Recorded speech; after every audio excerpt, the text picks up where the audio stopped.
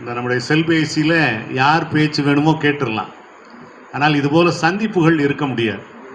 அதில் இந்த சந்திப்புகள் எவ்வளவு மதிப்பு வாய்ந்தது அப்படின்னு கேட்டால், நான் பேசப்போகிற ஒரு அரை மணி நேரம், ஆனால் உங்களுடைய அரை மணி நேரத்தை கூட்டி பார்த்தீங்கன்னா தான் தெரியும் இதனுடைய நேர அளவு, கால அளவு.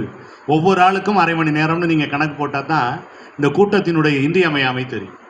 நம்ம ஒவ்வொருவரும் அரை மணி நேரம் இதற்காக நாம் செலவழிக்கிறோம் என்கிற போது இந்த கூட்டத்தினுடைய மதிப்பு, இந்த கூட்டத்தினுடைய வேல்யூ நிச்சயமாக கூடத்தான் செய்யும். ஆகவே மிகச்சிறப்பாக சிவகங்கைக்கு என்ற அடையாளம், தனித்த அடையாளம் இந்த பொங்கல் விழா, சமத்துவ பொங்கல் விழா, அதை உருவாக்குவதில் பெரும் பங்காற்றிய நம்முடைய முன்னாள் எம்எல்ஏ அண்ணன் குணசேகரன் அவர்களை நேரடியாக இப்பொழுது சந்தித்து ஏறக்குறைய ஒரு 3/4 மணி நேரம் அவரோடு மகிழ்ந்து பேசி கொண்டிருந்தோம். உங்களுக்கு தெரிந்திருக்கலாம், நம்முடைய கலை இலக்கிய பெருமன்றத்தினுடைய சாயங்கால பொழுதுகளில் சிறுகதைகளை வரிசையாக சொல்லிக் கொண்டு வருகிற நிகழ்ச்சி உங்களுக்கு நினைவுபடுத்தலாம். தினந்தோறும் இப்பொழுது கீராவினுடைய சிறுகதையை நம்முடைய சார்பில், நம்முடைய சிவகங்கை கிளையினுடைய சார்பில் பேராசிரியர் முருகன் அவர்கள் ஒரு இணைய வழியாக அதை ஒளிபரப்பிக் கொண்டிருக்கிறார்கள். ஆகவே நம்முடைய மாவட்டத்திற்கென்று ஒரு தனித்த அடையாளம், இலக்கிய அடையாளம் எப்பொழுதும் உண்டு. யுவராஜ் அவர்களுடைய அந்த ஆரம்பகால பொழுதுகளை பார்த்திருந்த நாம் இப்பொழுது அவருடைய நிறுவனம் என்கிற ஒரு சூழ்நிலைக்கு நம்மை இங்கே கொண்டு வந்திருக்கிறது என்பது ஒரு மிக முக்கியமான ஒரு வளர்ச்சி. ஆகவே சிவகங்கையில் இலக்கிய தென்றல் வீசுவதற்கு இதெல்லாம் ஒரு காரணம். ரொம்ப மகிழ்ச்சியாக இருக்கும். சிவகங்கையில் இது போன்ற இலக்கிய நிகழ்ச்சிகள் நடப்பதில் தமிழ்ச்சங்கம் புதிதாக தொடங்கப்பட்டு நிறைய நிகழ்ச்சிகள் நடத்தப்படுவது என்பது இந்த வெற்றிடத்தை கொஞ்சம் கொஞ்சமாக நிறைவுபடுத்தி கொண்டிருக்கிறது. நான் என்ன தலைப்பு கொடுக்கறதுன்னு யோசிக்கிறதுக்கு முன்னாடி இலக்கிய வாழ்க்கைன்னு ஒரு தலைப்பு கொடுத்துட்டேன். சரி அப்பா அப்புறம் பார்த்துக்கலாம், முதல்ல தலைப்பை கொடுத்துருவோம் அப்படின்னு ஒரு இலக்கிய வாழ்க்கை என்று கொஞ்சம் அசை போட்டால் காலையில் ஒரு 2 மணி நேரம் நம்முடைய வாழ்க்கை எப்படி போகிறது, ஒரு இலக்கியமாக போகிறதா என்று எனக்குள்ளேயே ஒரு மதிப்பீட்டை செய்வதற்கான ஒரு வாய்ப்பு இருந்தது. ஏன்னா நம்முடைய வாழ்க்கை நல்ல வாழ்க்கையாக இருக்கிற போது தான் அது இலக்கியத்துக்கு வர முடியும், அது இலக்கியமாக மற்றவர்களுக்கு சொல்ல முடியும்.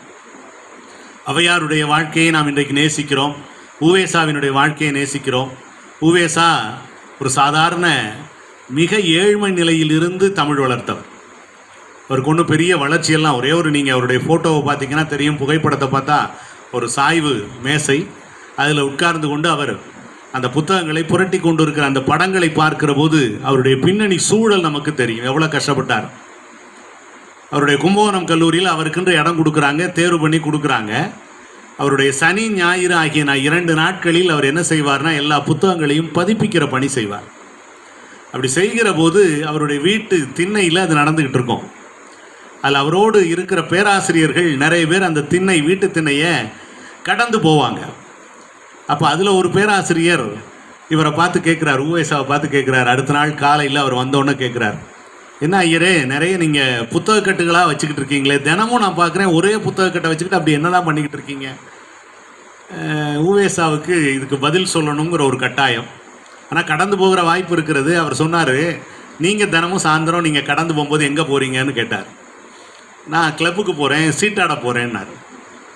உவேசா சொன்னார், ஒரே ஒரு சீட்டு கட்டு தான், தினமும் அதைத்தான் பயன்படுத்துகிறீங்க, தினமும் அதைத்தான் பயன்படுத்தி விளையாடுறீங்க. அந்த சீட்டுக்கட்டில் உங்களுக்கு விளையாடுறதுக்கு இவ்வளோ இருக்குன்னா எனக்கு புத்தகக்கட்டில் விளையாடுறதுக்கு நிறைய இருக்குன்னு சொன்னார். இப்போ அந்த உவேசாவினுடைய அந்த போக்கு, யார் எப்படி கேள்வி கேட்கிறார்கள், நம்முடைய நோக்கம் என்ன, நம்முடைய கொள்கை என்ன என்று பார்க்கிற போது உவேசாவினுடைய இன்றைக்கு நீங்கள் அதை எப்படி உங்களுக்கு சொல்வதுன்னு தெரியல. தமிழ் இணைய பல்கலைக்கழகத்தில் 2 ஆண்டுகள் பணியாற்றினேன். அப்போ தான் எனக்கு இணையத்தோடு நல்ல நெருக்கம். இப்படி பணியாற்றுகிற போது அவங்க உவேசாவினுடைய அந்த உரையை அப்படியே எடுத்து புத்தகமாக போடாமல் தட்டச்சு செய்து, கணினி அச்சாக்கம் செய்து, அதை அப்படியே எந்த வடிவில் வேணாலும் நீங்கள் பார்க்கலாங்கிற மாதிரி கொண்டு வர்றாங்க. முதல் முயற்சி இப்போ தான் தமிழில் புத்தகங்களை மின்மயமாக்குகிற முயற்சி நம்முடைய பொன்னவைக்கோ அவர்கள் அதை தொடங்குகிறார். இப்போ என்ன பண்ணுறதுன்னு யாருக்கும் தெரியாது, ஆனால் நிறைய விஷயங்களை பண்ணலாம்னு தோணுது. அவர் திருக்குறளை பண்ணுறார். இன்னமும் நீங்கள் அந்த தளத்துக்கு போனீங்கன்னா திருக்குறளை இசை வடிவில் கேட்கலாம். ஒரு குறள் இருக்குன்னா பக்கத்தில் ஒரு சின்ன பெத்தான் இருக்கும், இந்த பொத்தான நமக்குன்னா இசை வடிவில் கேட்க. இதெல்லாம் இவங்க இதை உருவாக்குறாங்க. முதல்ல பயோனியர், இப்போ நிறைய வந்துருச்சு, ஆடியோ புக் எல்லாம் வந்துருச்சு. ஆரம்ப காலத்தில் அப்படி பண்ணும்போது உவேசாவினுடைய புத்தகம் குறுந்தொகை எடுத்து பண்ணுறாங்கன்னு வச்சுக்கோங்க. குறுந்தொகை ஒரு 400 பாடல் உடையது. 400 பாடல்களில் எந்தெந்த இடத்தில் பறவைகள் பற்றிய குறிப்பு இருக்கிறது, எந்தெந்த இடத்தில் விலங்குகள் பற்றிய குறிப்பு இருக்கிறது என்பதை தன்னுடைய முன்னுரையில் உவேசா குறிப்பிட்டு விடுகிறார்.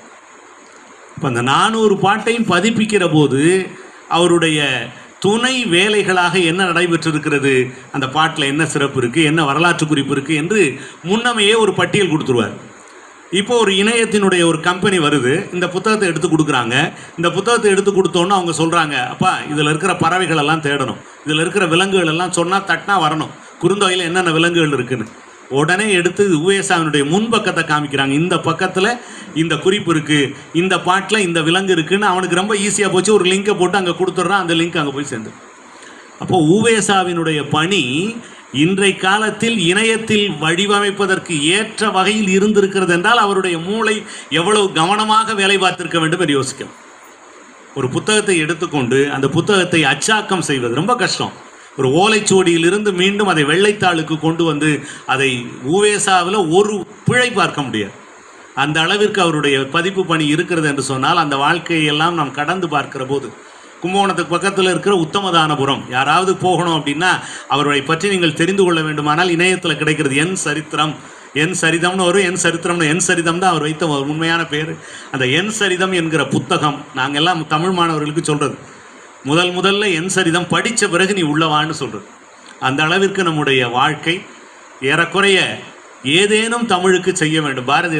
பாரதிதாசன் சொல்லும்போது சொல்லுவார், இன்னைக்கு அந்த கணவனும் மனைவியும் கட்டிலில் உட்கார்ந்து பேசுகிறாங்களாம், அவருடைய இரவு பொழுதில் பேசுகிறாங்களாம். அப்போ மனைவி கேட்குறாளாம், இன்றைக்கு நீ தமிழுக்கு என்ன செய்தாயின்னு ஒரு கேள்வி கேட்டாலாம். இப்படி ஒரு மனைவி இருக்க முடியாது, இப்படி ஒரு கணவன் இருக்க முடியாது. இன்றைக்கு தமிழுக்கு நீ என்ன செய்தாய்?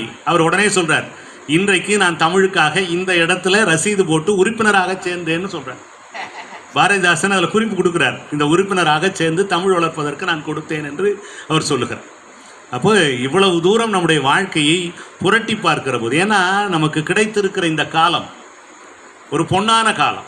நான் கூட சொன்னோம், இப்போ இவ்வளோ பேரை நேரடியாக சந்திக்கிறோன்னா இதில் இருக்கிற மகிழ்ச்சி உங்களுக்கும் கைபேசிக்கும் இருக்கிற தூரத்தில் வந்துவிட போவதில்லை.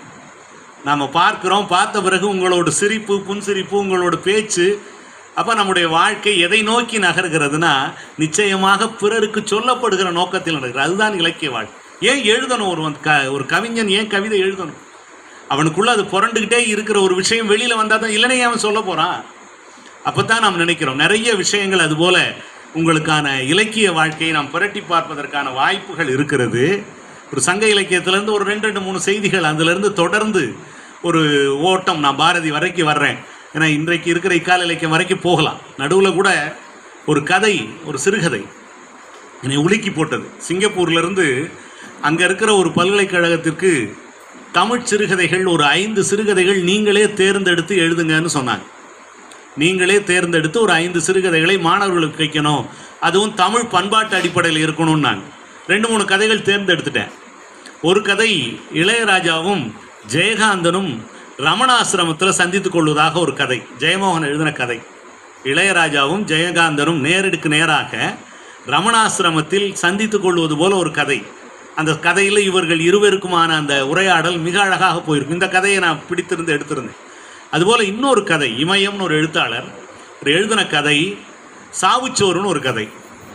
கதையினுடைய அந்த வேகம் இருக்குது பாருங்க, படித்து முடித்தோன்னே நமக்கு சாப்பாட்டின் மேலேயே வெறுப்பு ஏற்பட்டுரும். என்னென்னா, அந்த பொண் என்ன செய்கிறா, அந்த உங்களுக்கு கதையினுடைய கேரக்டரை கூட நான் விட்டுட்டா கூட அந்த பெண் என்ன செய்கிறா, ஒரு இன்னொரு ஜாதியை சார்ந்த தன்னை விட அடிமட்டத்தில் இருக்கிற ஒரு பையனோடு ஓடி போய்ட்றா. இதுதான் கதையினுடைய அடி பாதம் தொடர்கிறது. அவங்க அப்பா தேடுறாரு, பொண்ணை தேடி எப்படியா கொண்டு வர முடியல. 3 அண்ணன்கள், இந்த 3 அண்ணன்களை என்ன செய்கிறாங்க, இந்த பொண்ணை எப்படியாவது கொண்டு வந்துடலான்னு. 1 வருஷம் ஆகுது, வரல. உடனே என்ன பண்ணுறாங்க, அந்த 1 வருஷத்தில் அந்த பொண்ணுக்கு அந்த ஊர் வழக்கப்படி அவள் இறந்து போனதா சொல்லி எல்லாரும் மொட்டை அடித்து, அந்த 3 சகோதரர்களும் மொட்டை அடித்து கொண்டு சாவுச்சோறுன்னு கொடுத்து ஊராக இந்த குழந்தை செத்து போனாள் என்று சோறு கொடுக்குறான். இது கதையில் வருது. அவங்க அம்மா அன்னைக்கு சாப்பிடலை, அவளுக்கு ஒரு உறுத்தல், நம்ம குழந்தை இருக்கிற போதே இவங்க இவ்வளோ தூரம் செய்கிறாங்களேன்னு. இதுக்கப்புறம் தான் அந்த கதையினுடைய நீட்சி தொடர ஆரம்பிக்கிறது. இவ அடுத்த நாள்லேருந்து யாருக்கும் தெரியாமல் கையில் ஒரு 7 சவரன் நகை, அதோடு சேர்த்து ஒரு 15,000 ரூபா காசு, இந்த பொண்ணோட சர்டிஃபிகேட், இதை எல்லாத்தையும் எடுத்துக்கிட்டு ஒரு ஊராக போய் அவள் எங்கேயோ ஸ்கூலில் வேலை பார்க்குறா, ஆசிரியராக இருக்கிறான்னு. இவங்களுக்கு என்ன வேலை, இந்த அம்மாவுக்கு தாய்க்கு தினம் அந்த இடத்துக்கு போய், அந்த பள்ளிக்கூடத்துக்கு போய் ஏதாவது ஒரு பள்ளிக்கூடத்தில் தன்னுடைய குழந்தை இருக்கிறாளா என்று பார்க்க வேண்டும். கதையினுடைய கடைசி பகுதிக்கு வந்துட்டோம். ஒவ்வொரு இடத்துக்கு போவா, யாரும் எங்கேயுமே கிடைக்க மாட்டா. இவள் எதுக்காக போகிறாள் என்று கதை முடிகிறது. தயவு செய்து வீட்டு பக்கம் வந்து விடாதே, உனக்கான பொருள்களை எல்லாம் ஒப்படைக்கிறேன், நீ நன்றாக வாழ்ந்து கொள் என்று சொல்லுகிற அந்த கதை படிக்கிற போது எனக்கு தமிழ்ச்சூழல் அப்படியே ஒரு மாதிரி கலக்கத்தை உண்டு பண்ணுது. எவ்வளவு தூரம் நம்முடைய தமிழ்ச்சூழல் ஜாதியோடும் அந்த ஜாதியினுடைய பின்னணியிலும் அந்த கதையினுடைய விமர்சனம் எழுதின ஒரு ஆள் எழுதுறாரு, நல்ல வேளை தாய் மட்டும் ஜாதி வெறி இல்லாமல் இருந்தாள் என்று ஒரு விமர்சனம் தரப்படுகிறது. இப்போ இது போன்ற வாழ்க்கைகள் நம்ம புரட்டி பார்க்கிற போது, புரட்டி புரட்டி நம்மை பார்க்கிற போது இன்னும் நாம் ஏதோ ஒரு இடத்தில் சிக்கி கொண்டிருக்கிறோம் என்பது போல தெரிகிறது. ஆகவே பெரிய நெடும் பயணம் இலக்கியத்தினுடைய வாழ்க்கையை அல்லது வாழ்க்கை இலக்கியத்தில் பிரதிபலிக்கிற போது ஒரு அருமையான சங்க இலக்கியத்தில் ஒரு பாடல் எனக்கு ரொம்ப நெருக்கமான பாடல். நாமெல்லாம் வீட்டினுடைய இரவு பொழுது கதவை சாத்துறோம். இப்போ என்ன செய்வோம், எல்லா லைட்டும் ஆஃப் ஆகிருக்கா, கதவெல்லாம் மூடி இருக்கமா, எல்லாம் சரியாக இருக்கா அப்படின்னு பார்த்துட்டு நாம் ஒரு நிச்சயமாக ஒரு சிறந்த பாதுகாப்பாளனாக இருக்கும்.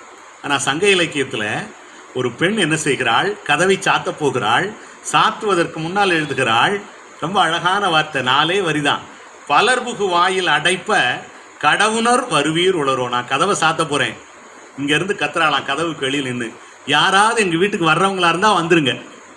ஒரு 10 அடி தூரத்துக்கு கேட்குதான், எங்கள் வீட்டுக்கு யாராவது வர போகிறீங்களா, நான் கதவை சாத்த போகிறேன், நீங்கள் வாங்க, என் கதவு திறந்திருக்கிறேன். அந்த கதவு எப்படிப்பட்ட கதவு, பலர் புகு வாயில், நிறைய பேர் புகுந்த வாயில்.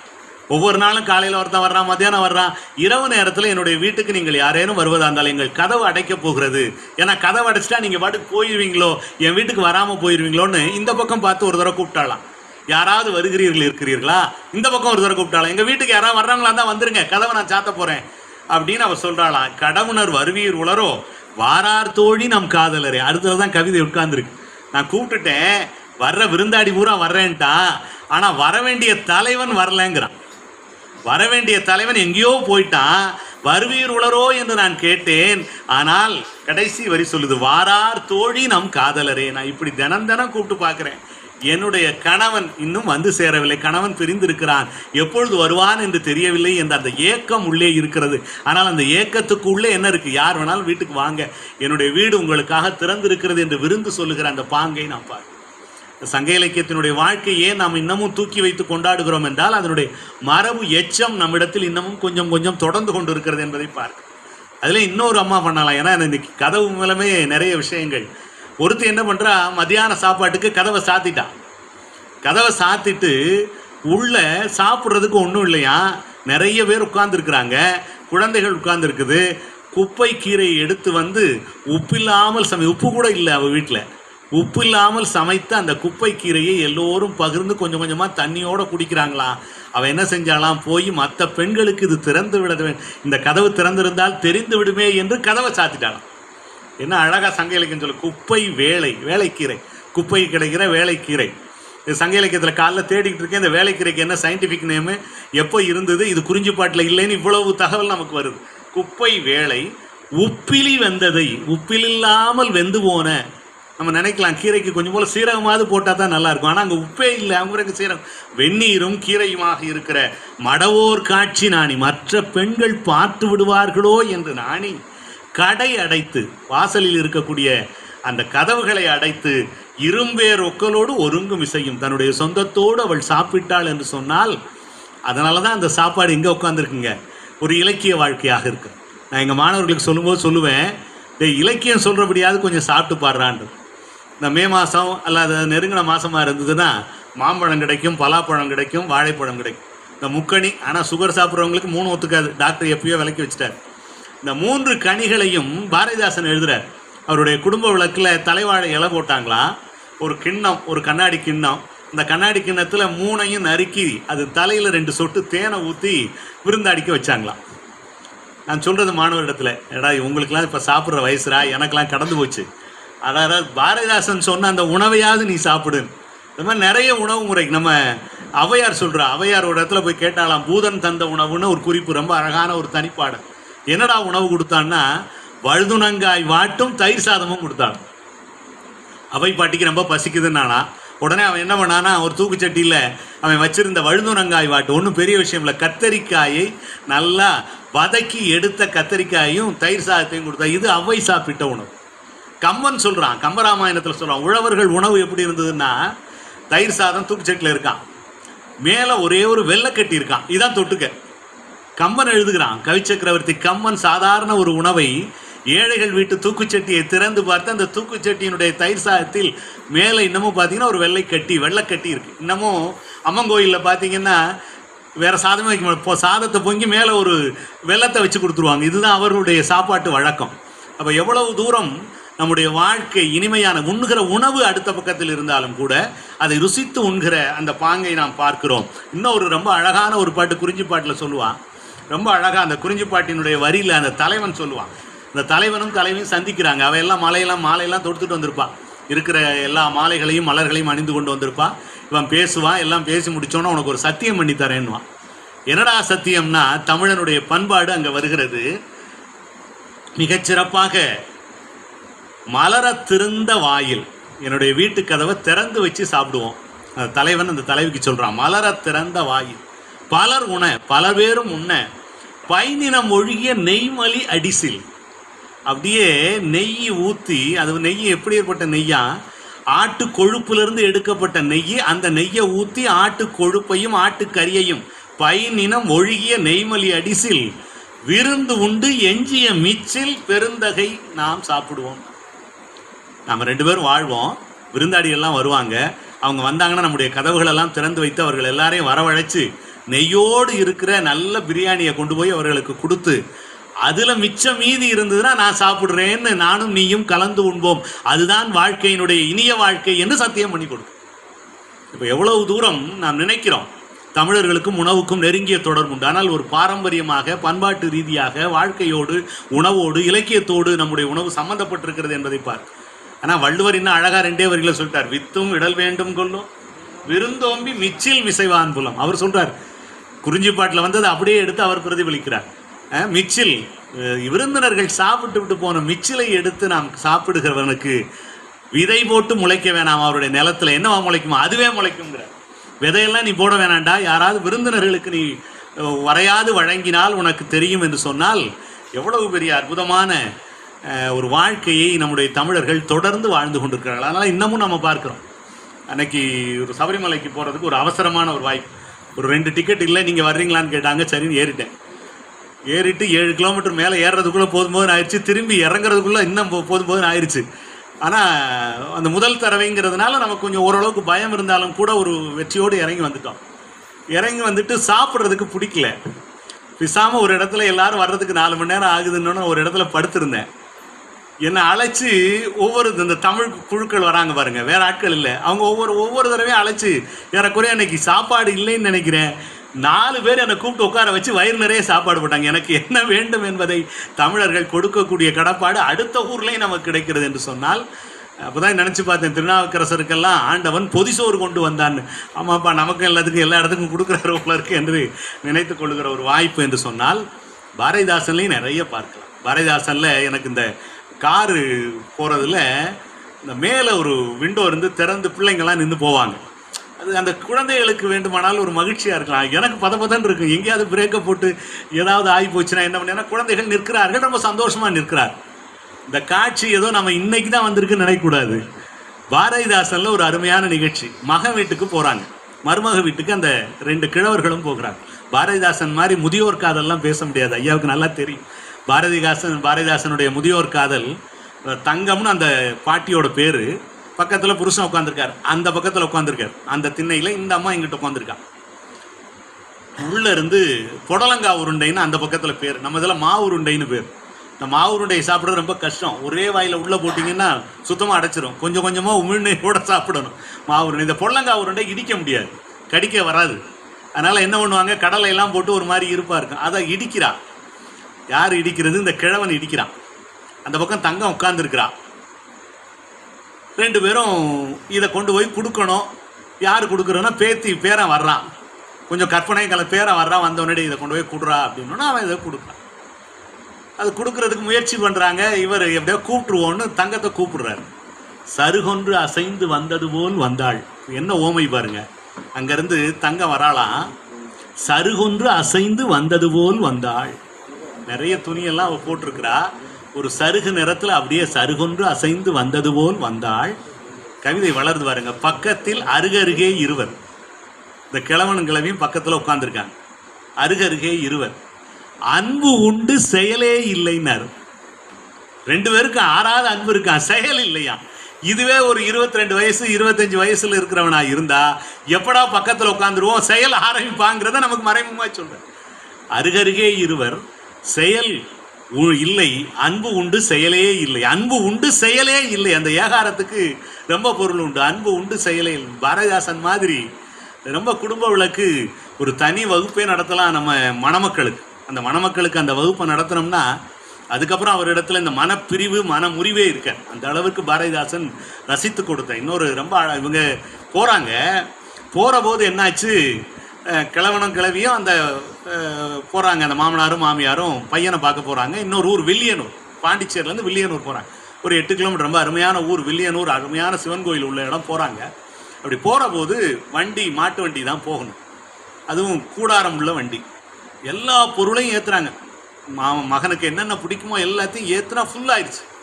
இந்த அம்மா தங்கம் உட்காரதுக்கு இடம் இல்லை, வெள்ளி பூஜாவிலேருந்து ஆரம்பித்து எல்லாம் தங்கம். இந்த அம்மா இந்த மாமியார் உட்காரதுக்கு இடம் இல்லை. இவர் நடந்து வந்துடுவார் 5 கிலோமீட்டர், இந்த அம்மாவால் நடக்க முடியாது. இந்த கவிதை இந்த இடத்துல என்ன அழகாக வருது பாருங்க. இவைகளை நான் அந்த மருமக வேற கேட்குறா, எப்படி வந்து சேர்ந்தீங்க இவ்வளோ சாமானை எடுத்துக்கிட்டுன்னு. அந்த அதுக்கு பதில் சொல்கிறா, இவைகளின் உச்சி மீதில் எல்லா பொருளும் இருக்கு, அதுக்கு மேலே குன்று மேல் குரங்கு போல நான் இருந்தேன். இதுக்கு மேலே எப்படி உட்கார்ந்தாலாம், குரங்கு மாதிரி. குரங்கு எப்படி உட்கார்ந்துருந்தா அசைய முடியாது. குன்று மேல் குரங்கு. இன்னும் பாருங்க கவிதை அழகாக வளருது. எந்தனை குந்த வைத்தார், என் தலை நிமிர வண்டி மூடி மேல் பொத்தலிட்டார். வண்டி மூடிக்கு மேலே இடம் இல்லையா, அதனால ரவுண்டா ஒரு பொத்தல் பண்ணி இந்த அம்மாவோட தலையை மட்டும் மேலே வச்சு இந்த அம்மாவை தூக்கி உட்கார வச்சார். எனக்கு இதை பார்த்த உடனே இப்போதான் ஞாபகம் வந்தது. இப்பெல்லாம் இந்த காருக்குள்ளார நம்ம மேலே ஓப்பன் பண்ணுறோம், இது பாரதிதாசன் காலத்திலே வந்துருச்சு. பொத்தலிட்டு என் தலை நிமிர வண்டி மூடி மேல் பொத்தலிட்டார், உன் மாமன் நடந்து வந்தார். உங்கள் மாமா நடந்து வந்தாங்கப்பா, நான் உட்கார்ந்து வந்தேன் என்ற இந்த கவிதையை ருசிக்கிற போது நீங்கள் அப்படியே அந்த கற்பனையில் ஓட விட்டு பாருங்க. ஒரு அம்மா மட்டும் இந்த மூடு வண்டியில் தலையை மேலே வச்சுக்கிட்டு உட்காந்துருந்தான்னா எப்படி இருக்கும் பாருங்க. குன்று மேல் குரங்கு உட்கார்ந்தது உங்களுக்கு அப்படியே அந்த ஓமை பொருந்திப்போம். அதனால் ரொம்ப அழகான பாரதிதாசனுடைய அந்த வரிகள், ஒரு இலக்கிய வாழ்க்கை. அது அப்போ எப்போ தெரியும்னா, ரொம்ப கவனமாக நம்முடைய குழந்தைகளுடைய வாழ்க்கையை இனித்து இனித்து நாம் பார்க்கிற போது ஏற்படுகிற அந்த மகிழ்ச்சி மிகச்சிறப்பாக இருக்கும். அதே மாதிரி பாரதியினுடைய இன்னொரு கவிதையை உங்களுக்கு நினைவுபடுத்த விரும்ப, எல்லாருக்கும் தெரிஞ்சிருக்கும். மனைவியை பற்றி பாரதி ஒரு வாக்குமூலம் கொடுக்குறான், செல்லம்மா பாரதியை பற்றி. ஆனால் இந்த வாக்குமூலம் நீங்கள் இந்த கவிதையை தயவு செஞ்சு சொல்கிறேன், உங்கள் மனைவி கிட்ட படித்து கொடுக்குற அளவுக்கு ரொம்ப நல்ல கவிதை. ஒரு கவிஞர் எங்களுக்கு நாமக்கல் பக்கத்தில் ஒரு கவிஞர், எங்கள் அப்பாவுக்கு ஐயா கூட தெரிஞ்சிருக்கலாம், வாழ்த்து பாப்பான்னாருன்னு சொல்லுவார். அவர் எழுதுறார் ஒரு கவிதை, ரொம்ப நல்ல கவிதை. உலகத்திலேயே தியாகி யாருன்னு சொன்னா அவரவர்கள் மனைவிம்பர். ஏன்னா கல்யாணம் பண்ண அன்னையிலிருந்து அவங்க அப்பா அம்மாவை விட்டுடுறாங்க, சொந்தத்தை விட்டுடுறாங்க, எல்லாத்தையும் தியாகம் பண்ணுறாங்க. உலகத்திலே நல்ல தியாகி யார் அப்படின்னு சொன்னால் அவரவர்கள் மனைவிதான் என்பது மிகச்சிறப்பான ஒரு உண்மை. இதுவே நமக்கு தெரிய மாட்டேங்குது, அவ்வளவையும் துறந்து போகிறார். பாரதி எழுதுறான், தன்னுடைய மனைவியை பற்றி எழுதுகிறான், வாழ்க மனைவியாம் கவிதை தலைவி. வாழ்க, இது நீங்கள் நான் வச்சு தேடி கூட பாருங்கள், ரொம்ப நல்ல கவிதை, எனக்கு ரொம்ப உற்சாகமான ஒரு கவிதை. வாழ்க மனைவியாம் கவிதை தலைவி, மனைக்கண் வாழ்வினை வகுப்பாய். வீட்டில் அவங்க ஆட்சி தாங்க நடக்கும். நீங்கள் ஒரு பொருளை வாங்கிட்டு வந்து இங்கே வைங்க, அடுத்த நாளே மாறி அவங்க டேஸ்ட்டுக்கு போயிடும். வீட்டில் அவள் வாழ்க்கை தான். மனைக்கண் வாழ்வினை வகுப்பாய், வருடம் பலவினும் ஓர் நாள் போல் மற்றொரு நாள் தோன்றாது. எங்க அதே காஃபி பாத்திரம் சிங்கப்பூரில் கேட்டானா தமிழர்கள் எப்படிப்பட்டவர்கள்னு சிங்கப்பூருக்கு ஒருத்தன் எழுதி வச்சிருக்கான். 3 தான் சொல்கிறாங்க. சிங்கப்பூரில் தமிழர்களை பற்றி, ஏன் தமிழர்களை நாம் நாட்டில் வேலைக்கு வைக்கலாம்ங்கிறதுக்கு 3 ரெக்கமெண்டேஷன் கொடுக்குறான். ஒரே பணியை அலுப்பில்லாமல் செய்கிறவர்கள் தமிழர்கள். ஒரே பணியை அலுப்பில்லாமல் செய்கிறவர்கள் தமிழர்கள் சிங்கப்பூரில் குறிப்பிடுறான். சரி, எத்தனை முறை சொன்னாலும் அந்த வேலையை சரியாக செய்யக்கூடியவர்கள் தமிழர்கள், இப்படி சொல்லிட்டு போகிறான். அதே நேரத்தில் உண்மையும் நேர்மையும் அவரிடத்தில் இருக்கும் என்கிற இந்த 3 அடிப்படையில் தான் அவர் தமிழர்களை அவர்கள் அங்கே கொண்டு வர்றாங்க. ஏன்னா என்ன ஆச்சரியம், சிங்கப்பூர் மலேசியாவிலேருந்து பிரியுது.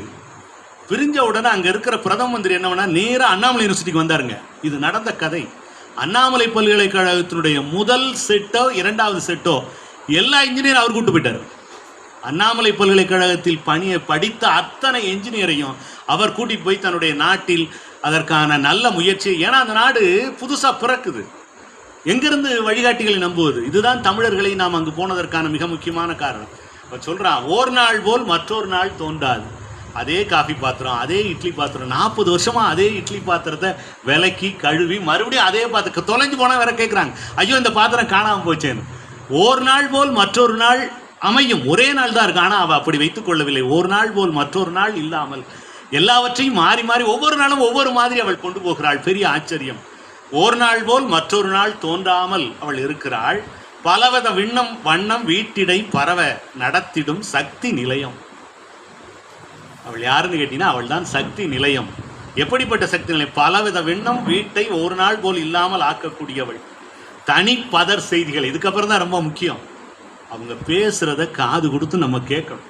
கேட்கலைன்னா வர்ற கோபம் இருக்கு பாருங்க, எவ்வளவு கோபம்ங்கிறீங்க. அவங்க பேசுறதுக்கு நம்ம மதிப்பு கொடுத்து கேட்கணும். மனைவி பேசுவதற்கு கேட்கணும். பாரதி எழுதுகிறான், தனிப்பதர் செய்திகள் அனைத்தையும் பயன் நிறை அனுபவங்களாக்கி, பதறா இருக்கிற செய்தியை கூட அனுபவங்களை பயன்மிக்கதாக ஆக்கி, உயிரிலா செய்திகளுக்கு உயிர் மிக கொடுத்து, உயிரற்ற செய்திகளாக இருந்தாலும் கூட அவற்றுக்கெல்லாம் உயிர் கொடுத்து, ஒளியிலா செய்திகளுக்கு ஒளியை புகுத்தி, ஒளி இல்லாத செய்திகளுக்கும் ஒளியை புகுத்தி புதுசா சொல்வது போல் அவள் சொல்லிக் கொண்டிருப்பாள்.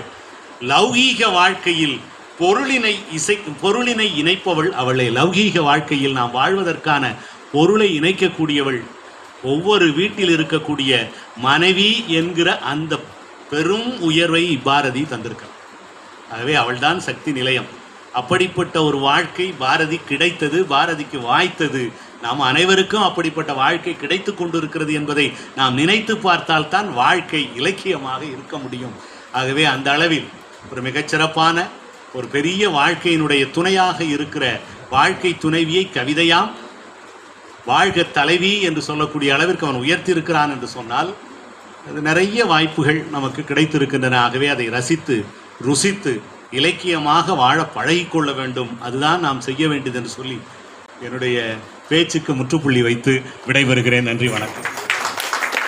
உண்மையோடு இணைத்து பேசுறதா நல்ல ஒப்பீடா இருக்கும். இன்னொரு இலக்கியத்தை அப்படியே எடுத்து கண்ணகி எடுத்துட்டு சிலப்பதிகாரத்தை எடுத்து மணிமேலோட ஒப்பிடுறது ஒரு பெரிய விஷயம் கிடையாது. ஆனால் இன்றைக்கு இருக்கக்கூடிய இலக்கியங்களை நாம் ஏன்னா புதிய புதிய தேடல்களை போகணும். அதுதான் எனக்கு நல்லா இருந்தது அவருடைய ஒப்பீடு. பாரதிதாசன் இந்த அம்மாவுடைய ஒப்பீடு வந்து மிக மிக ஒரு புதிய செய்தி. ஆமாம், தியாகி அப்படின்னு சொல்லும்போது எனக்கு நான் தம்பிகிட்ட சொல்லிட்டு இருந்தேன், ஆண்கள் தான் பெரிய தியாகி, அது தெரியாமல் அண்ணன் சொல்லிட்டு இருக்காரு. கல்யாணம் பண்ண பிறகு முதல்ல மறக்கிறது அப்பா அம்மா மறக்கணும். அப்புறம் நம்ம சொன்னது என்னன்னா இதில் கொடுமை, அவங்க நம்ம வீட்டுக்கு வந்துடுவாங்க, அப்போ அவங்க வர்றதுக்கு வாய்ப்பு இல்லை. ஆனால் நம்ம வீட்டுக்குள்ள இருந்தால் நம்ம மறக்கிற மாதிரிங்க, நம்ம தான் பெரிய தியாகி அப்படின்னு நம்ம சொல்லிகிட்டே இருந்தேன். அந்த அடிப்படையில் ஒரு நல்ல இலக்கிய உரை தந்த அண்ணா என்னமோ சொல்கிறீங்க? இல்லை அது எப்படினாலும் இல்லை, நான் அதுக்கு மேலே போகலை. ஏன்னா அது ஒரு விதமான வாழ்க்கை அப்படி. ஏன்னா இலக்கியம் பேசுகின்ற பொழுது கடந்த காலத்தினுடைய பதிவுகளை இந்த தலைமுறைக்கு பதிய வைக்கணுங்கிறது ரொம்ப முக்கியம். ஏன்னா இந்த இலக்கிய மேடைகள் குறிப்பாக ஒரு நகைச்சுவை மேடைகளாக மாறிக்கொண்டு இருக்கிறது. குறிப்பாக தமிழ் கூறும் இந்த உலகத்தில் சமீப காலமாக யார் நகைச்சுவை சொல்லுகிறார்களோ அவர்கள்தான் நல்ல இலக்கியவாதிகள் என்று அடையாளப்படுத்திக் கொண்டு இருக்கிறார்கள். தோழர் ஜீவா, பாண்டியன் ஐயா இவர்கள் முடங்கிய பேச்சுக்கள் எல்லாம் இன்றைக்கு அது என்ன, அது ஏதோ ஒரு கொள்கை முழக்கம் என்று நாம் மாறுபட்டு போய்கொண்டோம். பாரதிதாசனை பற்றி பேசுகிறோம், பாரதியை பற்றி பேசுகிறோம். அவர்கள் சொல்லாத கருத்துக்கள் நாம் ஒன்றும் புதுசாக சொல்லிட முடியாது. ஆனால் அப்படி இந்த சிவகங்கை கிளைக்கு பெரிய சிறப்புகள் உண்டு. ஒரு 2-3 விஷயத்த சொல்றதுக்காண்டி தான் நான் வந்திருக்கேன். வாழ்த்துறையெல்லாம் கிடையாது. ஒரு மாவட்ட செயலாளர் என்கிற முறையில் நான் ஒரு சில கருத்துக்களை உங்களோடு முன்வைக்க வேண்டிய கடமையும் பொறுப்பும் நமக்கு இருப்பதாகவே பார்க்கிறோம். இந்த சிவகங்கை கிளை என்பது பாரம்பரியமிக்க கிளை. ஐயா மீரா ஐயா எனக்கு இன்றமும் ஞாபகம் இருக்கிறது. மீரா ஐயாவிடம் என்னை அறிமுகப்படுத்தியவர் பழனி ராகுலதாசன் ஐயா. ஒரு நாள் கூட்டி வந்தாங்க, கல்லூரியில் 92ன்னு நினைக்கிறேன். ஒரு இங்கே கூட்டிகிட்டு வந்து அப்போ தான் அவருடைய புத்தகங்கள் கனவுகள் ப்ளஸ் கற்பனைகள் ஒரு காகிதங்கள் ஒரு புத்தகங்கள் வந்த சமயம். அதை வாங்கிட்டு வந்து அவர்கிட்ட ஒரு கையெழுத்து வாங்கி அவர் ஒரு டீ கொடுத்து அது ஒரு சுவையான அனுபவம். அதுக்கப்புறம் ஐயா தர்மராஜன் ஐயா வீட்டு கூட்டிகிட்டு போய் அவங்க வீட்டில் பார்த்தீங்கன்னா அவர் அப்படியே எங்களை அரவணைச்சு உங்க மாணவரா அப்படின்னு கேட்ட அந்த மகிழ்வான தருணங்கள் இன்னமும் பசுமையா இருக்கிறது. அப்படிப்பட்ட சிறப்புமிக்க கிளை சிவகங்கை மாவட்டத்தினுடைய கிளை. மாநிலத்தை பொறுத்த மட்டும் சிவகங்கை கிளைக்கு நிறைய பேர் உண்டு. குறிப்பாக பொங்கல் விழா நடத்துகிற அந்த பாங்கு இருக்கிறதே, அதை மாநில கூட்டங்களிலெல்லாம் பேசப்படுகிற மிகப்பெரிய செய்தி.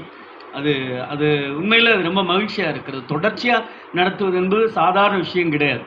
இப்போ கூட சமீபத்தில் பிரம்மாண்டமாய் பிரமிப்பாய் அண்ணன் ஒரு விழா நடத்தியிருக்காங்க. அப்படின்னா எடுத்ததை சிறப்பாக செய்யணும்னு நினைக்கிறது சிவகங்கையில் இருக்கக்கூடிய மண்ணுக்கே உரிய அது மிகப்பெரிய சிறப்பு. அது இந்த விழான்னு இல்லை, எது கொடுத்தாலும் சோட போகாத ஒரு சிறப்பாய் செய்யக்கூடிய பெருமக்கள் நிறைந்த பகுதி இந்த பகுதி.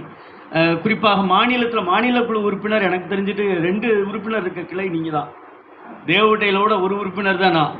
காரைக்குடிக்கு அண்ணன் கூட அண்ணன் மாவட்ட தலைவர், காரைக்குடிக்கு இவர் பூவதி இருக்கார். ஆனால் இங்கே தான் 2 உறுப்பினர் மாநில குழு உறுப்பினர்.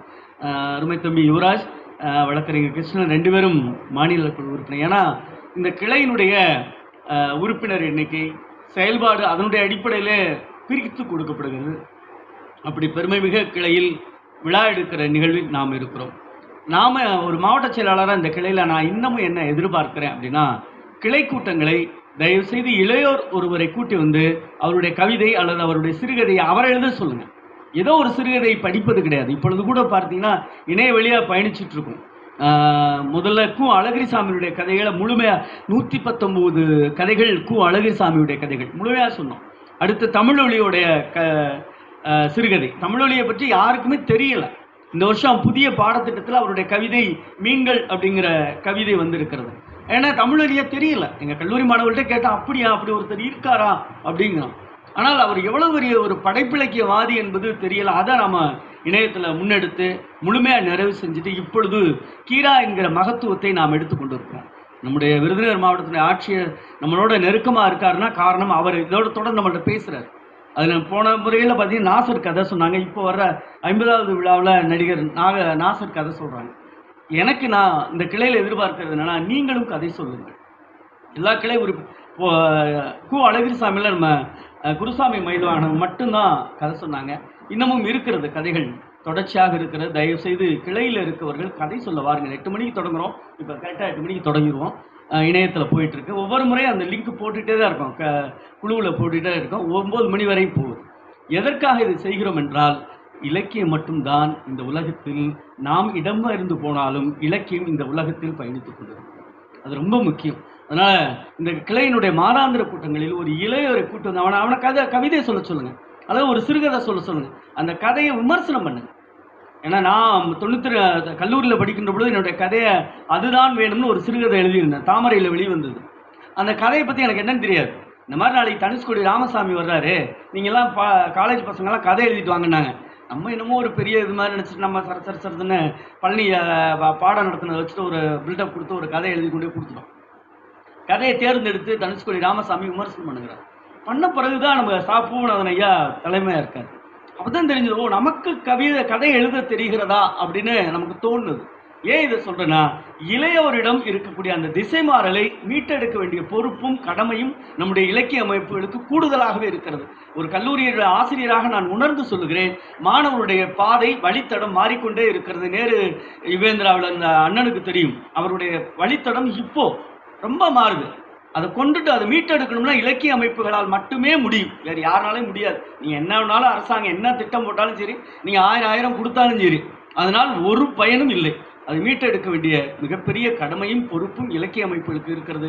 குறிப்பாக சிவகங்கை கிளைக்கு கூடுதலாக இருப்பதாக பார்க்கிறோம். தயவுசெய்து மாதம் ஒரு முறை யாராவது நம்மோட பிள்ளை வேணாலும் கூட்டுவாங்க. நம்மோட பிள்ளை நம்மளோட பிள்ளை தானே, அவனையும் நல்லவன் ஆக்க வேண்டிய நம்முடைய கடமை பொறுப்பு இருக்குல்ல. அவனை ஒரு கதையோ கவிதையோ சொல்ல சொல்லி அதை விமர்சனம் செய்ய வேண்டிய நிகழ்வை தொடங்க வேண்டும் என உரிமையோடு நான் இந்த கிளைக்கு கேட்டுக்கொள்கிறேன். 3வது செய்தி, இந்த கிளை ஒரு தர்மராஜையாவுக்கு விழா எடுப்பதாக சொல்லியிருக்க. வரும்போதே பேசினாங்க, அண்ணன்ட்ட கூட பேசணும். அது ரொம்ப மகிழ்ச்சியான செய்தி. உடனே தம்பிகிட்ட சொன்னோம், தம்பி நீங்கள் கிளை மட்டும் நடத்தாங்க, எங்களையும் சேர்த்துக்குங்க. ஏன்னா மாவட்டமும் சேர்ந்து நடத்தினால்தான் அது சிறப்பாக இருக்கும். ஏன்னா ஒரு கிளைக்குள் உள்ளடக்க வேண்டிய மனிதர் தர்மராஜ ஐயா கிடையாது. ஒரு மாநிலத்திற்கே ஒரு தமிழ்நாடு கலை இலக்கிய பெருமன்றத்தினுடைய முன்னோடிகளுடைய பட்டியல் என்று வரிசையாக தாப்பாண்டியனிலிருந்து தொடங்கி தோழர் ஜீவாவிலிருந்து தொடங்கி வரிசையாக அப்படியே எடுத்துட்டு வந்தோம் அப்படின்னம்னா, தனுஷ்கோடியில் தொடங்கி பொன்னிலில் தொடங்கி ஒவ்வொருத்தாக தொடங்குகின்ற பொழுது தர்மராஜாவோட பெயரும் இருக்கும்.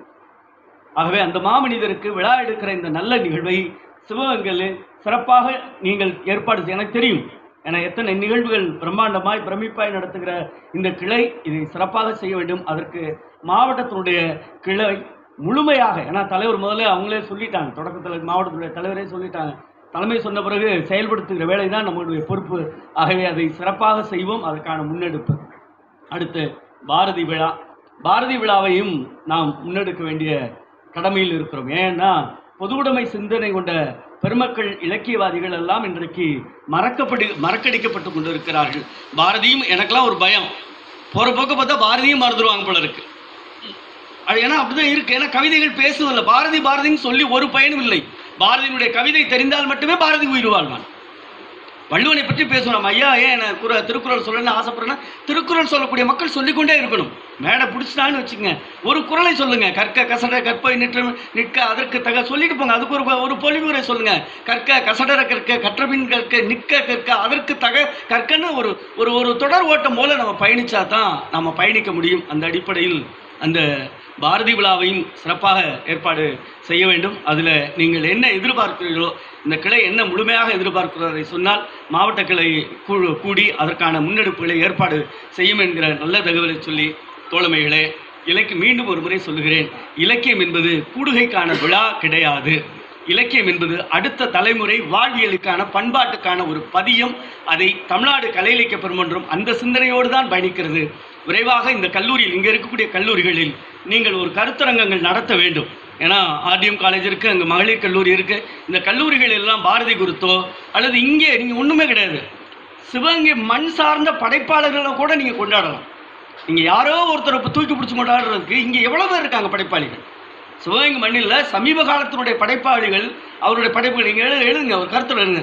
சிவகங்கை நகரத்தினுடைய அல்லது சிவகங்கை மண்ணினுடைய நவீன காலத்து படைப்பாளிகள் ஒரு ஆய்வு அப்படின்னு ஒரு நடத்துங்க, அவங்கள பற்றி பேசுவோம். ஏனென்று கேட்டால் அடுத்த தலைமுறைக்கு இந்த தலைமுறையில் இலக்கியத்திற்காக தன்னை அர்ப்பணித்துக் கொண்ட படைப்பாளிகளை முன்னெடுக்க வேண்டிய கடமையும் பொறுப்பும் நமக்கு இருப்பதாக சொல்லி, தோழமைகளே, அது தொடர்பான கருத்தரங்கங்களை செய்யுங்கள்.